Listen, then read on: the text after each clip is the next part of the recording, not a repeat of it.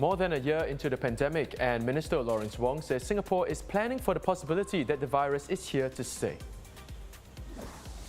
Lower to middle income workers hit by the tightened measures stand to receive a one-time payout of up to $700.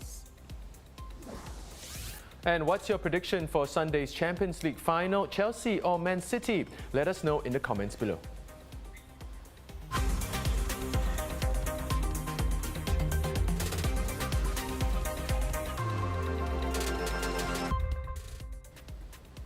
Hello, this is the Straits Times Newsnight. I'm Dylan Ang. Good evening, I'm Chia Suan.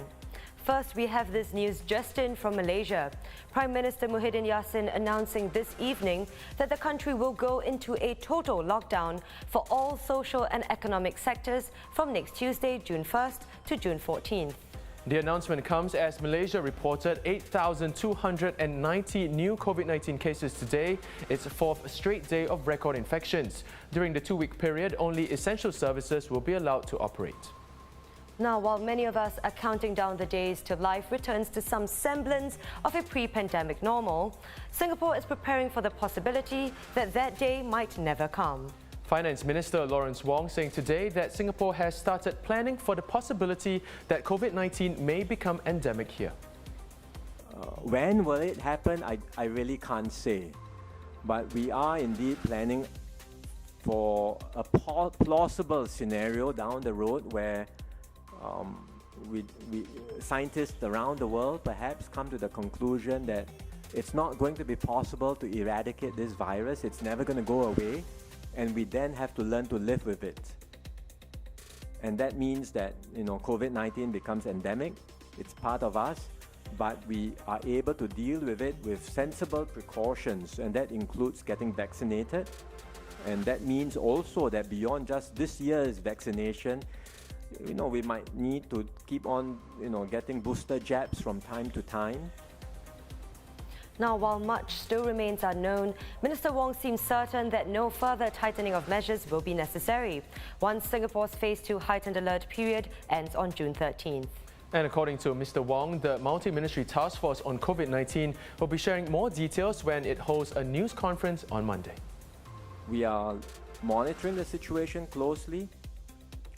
For now, we believe that the measures are working. They are having an effect in helping us curb the spread of the virus, and therefore we do not think there is a need for a further tightening in our overall posture. But we are monitoring the situation very closely, and we will give a fuller update in terms of our overall assessment of the situation and on possible next moves at the MTF conference on Monday. If you've been hit hard financially by the tightened restrictions, you may be able to get some help soon. Under a new temporary grant, eligible individuals placed on involuntary no-pay leave may receive a one-off payout of up to $700, while those experiencing significant income loss may receive a one-off payout of up to $500. The grant covers those who are self-employed as well. The grant is part of an $800 million support package that is being rolled out to help individuals and businesses amid the current heightened alert period. It is being introduced as the livelihoods of some workers in the food and beverage, retail and sports and fitness sectors have been affected. MOF said applications will be open from June 3rd to July 2nd. Looking at Singapore's COVID-19 situation, 30 new cases were confirmed today, with 15 in the community and none in migrant workers' dormitories.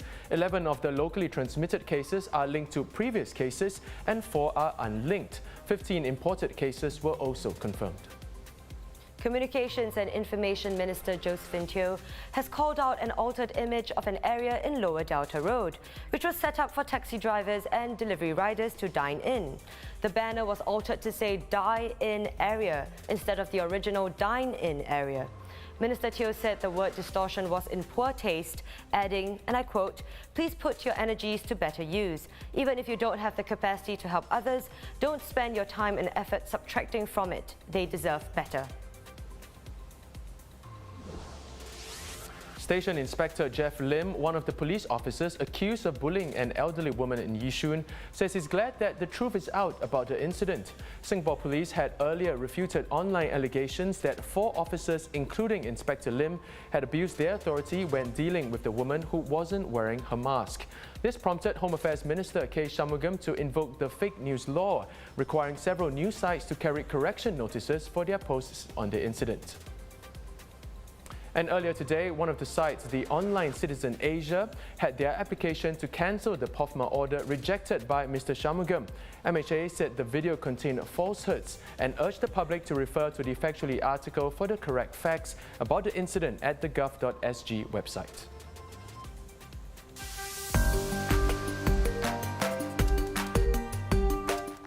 And local music fans, this one's for you. For the first time in his long and distinguished career, Singapore's very own Jeremy Monteiro has broken into the top 50 of a US jazz chart. His latest album, Live at No Black Tie Kuala Lumpur, making its debut at number 46 on Jazz Week, and he's hoping that it will carry on up the charts.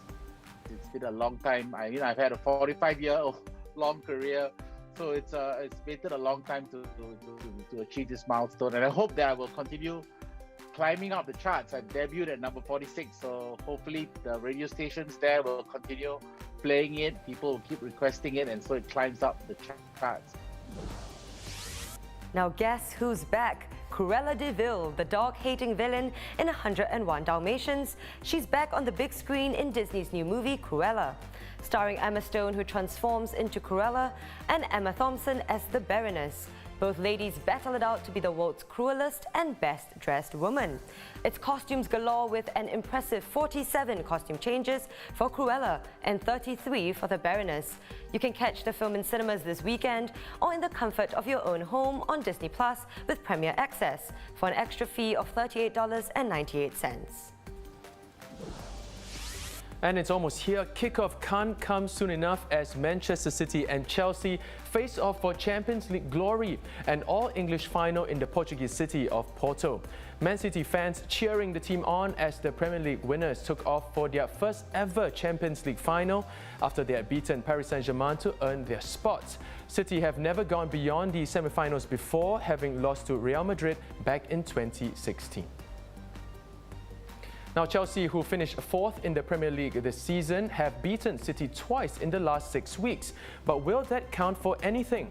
The Blues will certainly be hoping to replicate their success come early Sunday morning, 3 a.m. Singapore time.